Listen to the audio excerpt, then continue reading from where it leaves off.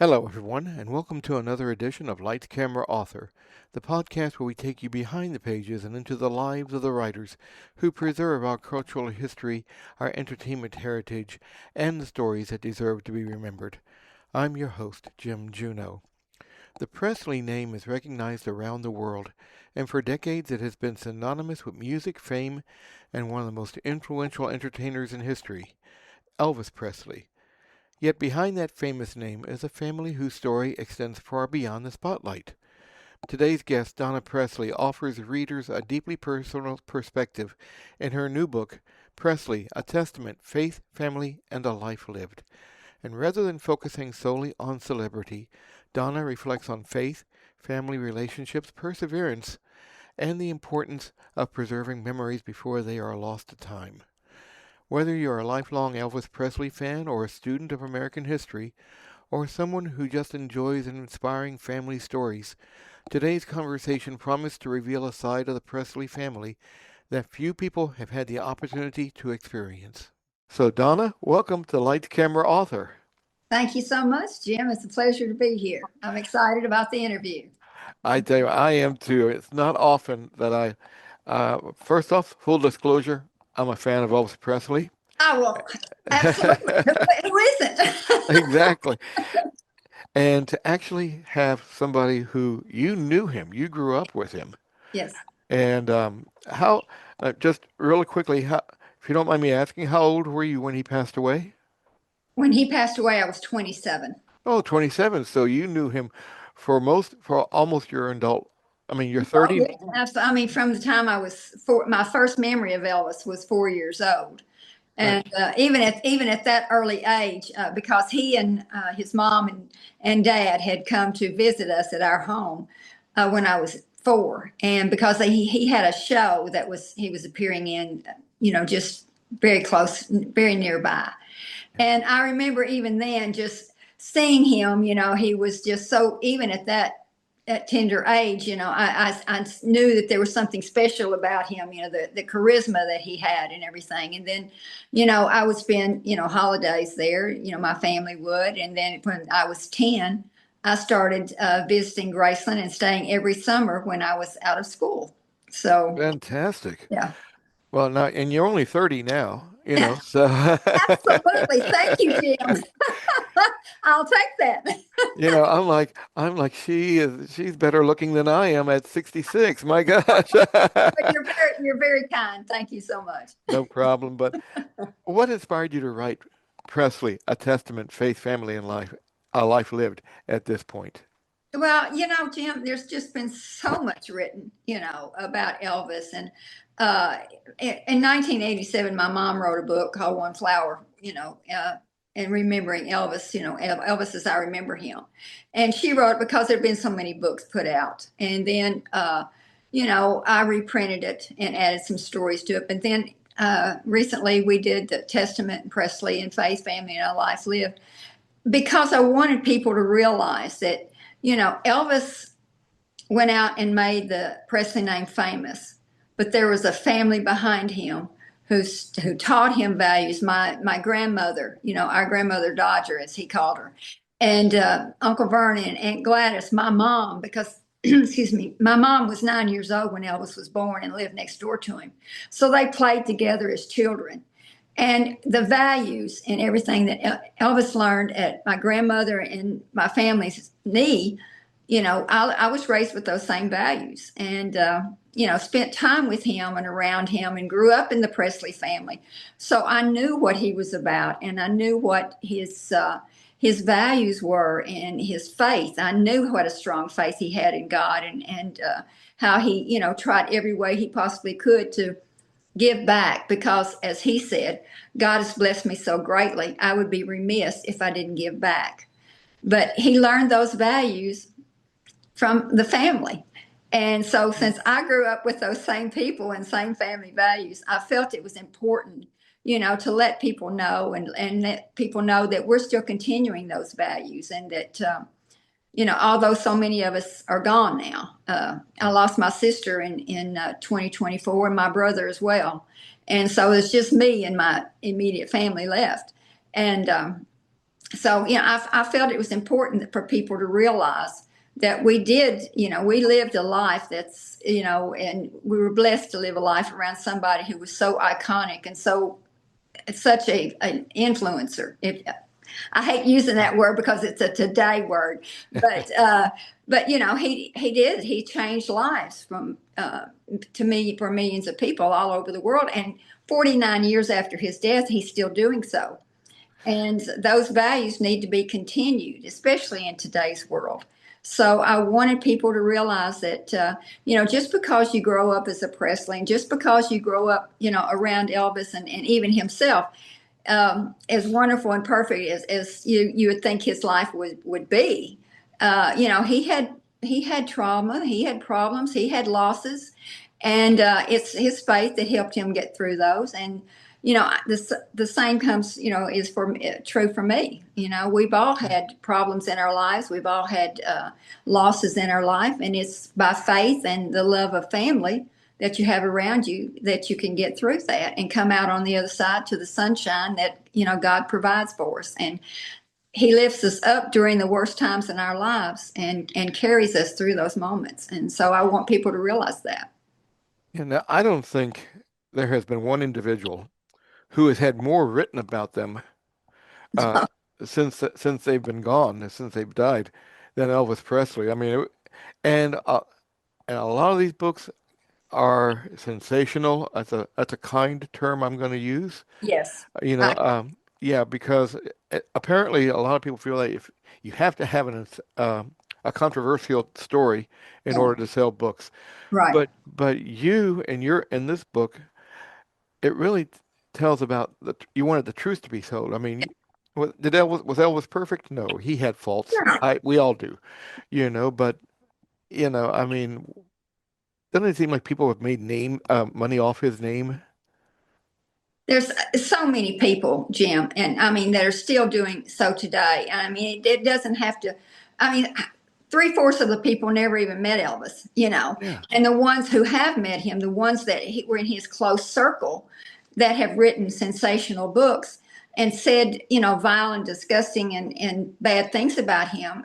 But I think it's just awful because Elvis gave all those people, all of us, he gave all of us love.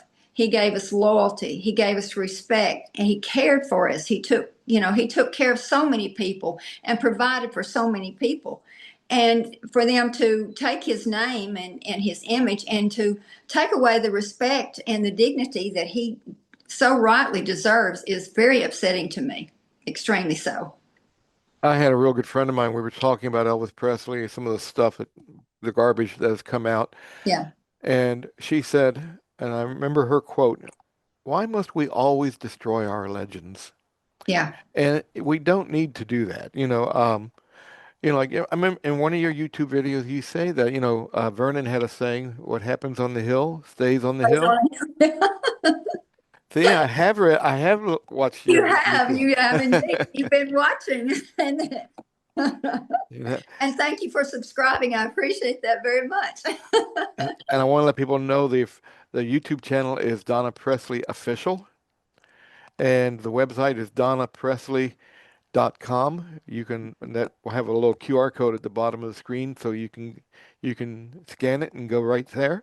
But what was your childhood like growing up as a member of the Presley family? Well, when you're in that bubble, you don't really think about it. It was just an ordinary family to me. I would go in. We all knew Elvis's job. We all knew he was famous, but it didn't occur to us to treat him like a star, like a legend, like an icon, because around us he was just Elvis.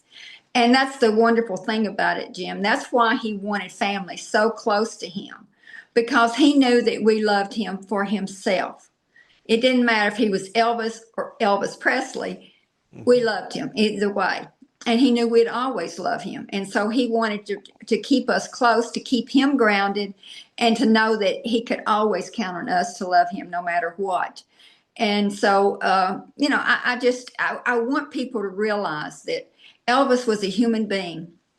He had faults, we all do, but he had illnesses that are very difficult to deal with. Hmm. Glaucoma.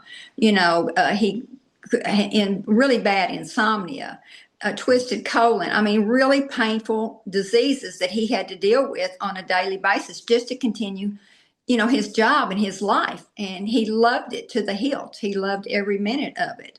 But it took a lot for him to be Elvis Presley.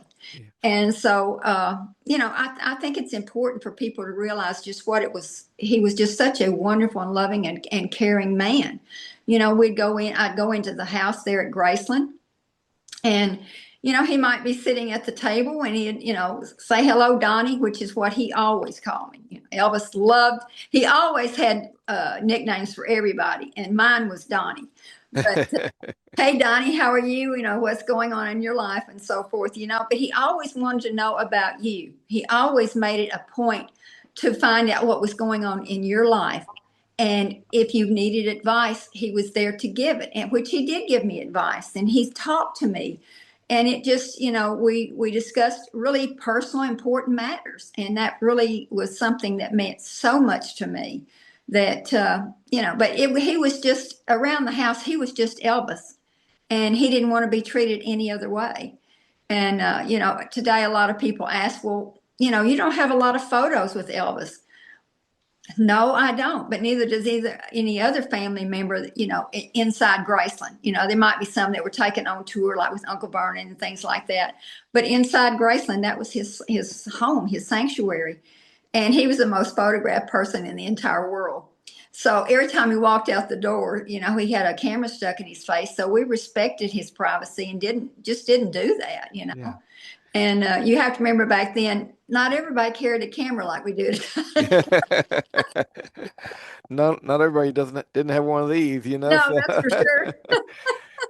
Now, you know what, you mentioned a really good thing that he had like medical problems, and a lot of people nowadays, you got to remember when Elvis passed away, that was almost 50 years ago. Yes. So medicine back 50 years ago isn't like it is today. Maybe maybe they could have helped him, Yes. nowadays. But he was suffering a lot. I mean, he suffered a lot for his art. He did suffer a lot. And I mean, back then as well, Jim, we didn't realize the interactions of one medication for one thing and one medication for something else, how they interact and so forth. And so, I think people need to realize that. I mean, they're looking at Elvis's life a lot of times through the eyes of 2026 instead of back then. And things were a Hmm. whole lot different at that time. Did carrying the Presley name ever create expectations or misconceptions about who you were? Well, yeah, at times, at times it did. I mean, when I was in school and so forth, the funniest story I got to tell you about this is when I knew that everybody knew that Elvis was, an icon, a superstar. I was in, I think, the fourth or fifth grade, and I was in the cafeteria. And, we didn't talk about the fact that we were related to Elvis because, in the first place, we lived in a small town in Missouri. Who's going to think this little small town girl is going to be related to the biggest star in the world? But this girl walked over to me and she said, "Someone told me that you're related to Elvis Presley. Is that true?" And I said, "Yes." And she said, "Well, why don't you talk about it?" And I said, "Well, for one thing, who would believe it?" It doesn't come up in conversation. But she said, "No." She said, "Would you mind touching my milk carton?"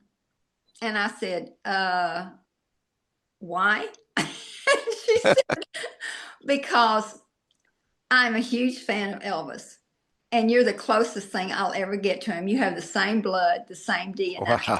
And I can't see him, but I can see you." So I said, "Okay." So I touched her milk carton. She went away happy. Even then, I mean, my gosh, I mean, it's like, well, your book discusses a lot about forgiveness. Hmm. So how has forgiveness shaped your life? Because I mean, like in your people who see your YouTube channels, your YouTube videos. Hmm. I mean, you've had to forgive a lot of people when it comes to Elvis Presley. This is very true. Well, to be honest, it's been And it's not always been a difficult, it's not always been an easy thing to do, Jim. It Yeah. really hasn't. Because when people attack you for something that you're not guilty of and things like that, just because of who you are, it makes it very difficult. But I went through a really, really traumatic and horrible marriage. And Hmm. there was a lot of things that he did, and besides being physically abusive, he did some really, really bad things, and he was very controlling. Besides being abusive, and he killed himself because he was arrested for the things that he had done, and he was going to prison, and so he decided to kill himself, which he was a horrible fentanyl drug addict. Mm. And he decided to kill himself, which he did with fentanyl poisoning, because he would put in a 100 milligram patch of fentanyl Wow. and chew it. So anyway, he killed himself, and then but I was left in my family to clean up his mess, and had that stigma of him having him killed himself, and the fact that he did do the horrible things that he did, and that he was a drug addict. And so I was very resentful, and I had a lot of anger in my life because of the situation he had put me in, and the years that I'd spent dealing with this. So my youngest son came to me. He said, "Mom," he said, you've been a Christian your whole life." And I said, "Yes, I have." And he said, "But I'm worried about you. I'm worried that you're going to send your soul to hell because of the way that you feel about Mm. Buddy." And he said, "I want you to talk to our pastor." And at first I said, no, no, no, because I'm a very private person. I don't like to discuss personal things. Although in recent times I've had to quite a bit. But Yeah. if it helps somebody else, then so be it. I'm happy to help somebody else in the same situation. But I went and I spoke with the pastor. My son was with me. And I told him the situation, and my son said, "I'm just worried that she'll send her soul to hell because of her anger and her resentment." And he said, "No, no, no. You have a right to feel the way that you do. So you're not going to. That's not going to send you to hell." And I said, "Well, I was in prison, and he was the jailer. He had the key." Mm.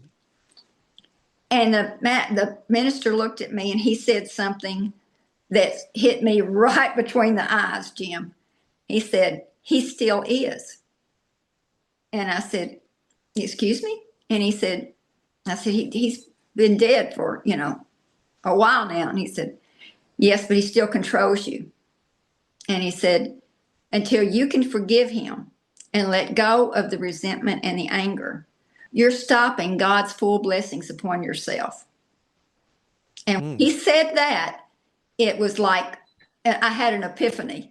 I mean, he's right. Why am I letting him still control my life or what he's done? I've already lived through it. Why do I continue to, you know, keep this going? And Exactly. so, in doing that, and I try to forgive people, and when they say and do things, and this is the honest to God's truth, Jim. You can ask Karen, but I pray for those people.